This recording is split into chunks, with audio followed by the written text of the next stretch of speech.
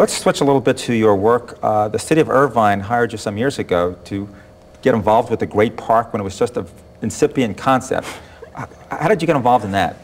Just for that reason. They needed somebody to come in real quick that had some new ideas and that could think out of the box, and we just happened to be the right place, the right time, and with that reputation. But let's remember something.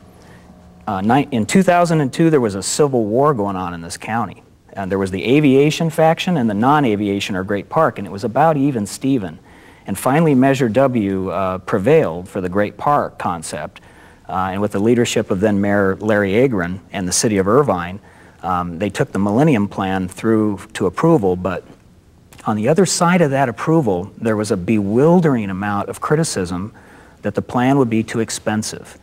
And so the mayor and the city put together a team really quick. We had about 3 months to rework the plan and metamorphosize it into something that held on to the vision of the Great Park and yet was economically viable.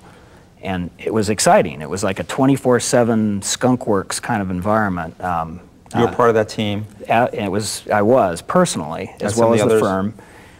They brought in Brian Myers from NewQuest Ventures, who has a mind for strategy and numbers like I've never seen. And Roma, a planner from the Bay Area, to rework the plan.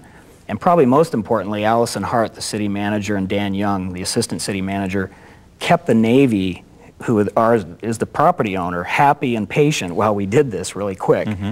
And we stripped $150 million of costs out of that original plan, and we added back about the same amount in revenues, and the plan works now from an economic standpoint. Let's segue then to the plan.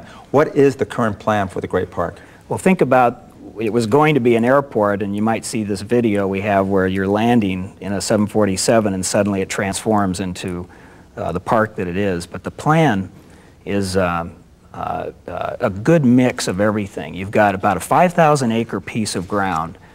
1,000 acres is permanent dedicated wilderness, and of the remaining portion, it's about split 50-50, half with park and park-related uses, soccer fields, baseball, open natural space, trails, pastoral, open fields.